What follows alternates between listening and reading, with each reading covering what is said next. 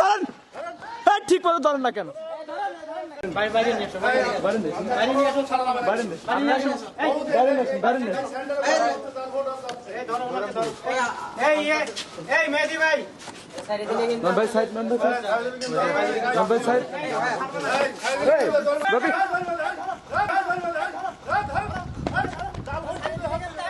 দাঁড়ান, ঠিক মতো ধরেন না কেন? এটা ড্রাইভার।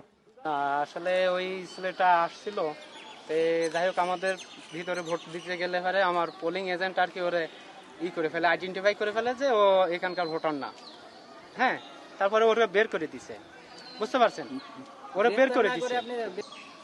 বের করে দিছে আমার পোলিং এজেন্ট। আপনারা তো শুনলেন, একজন ছিল উনি চেষ্টা করছে।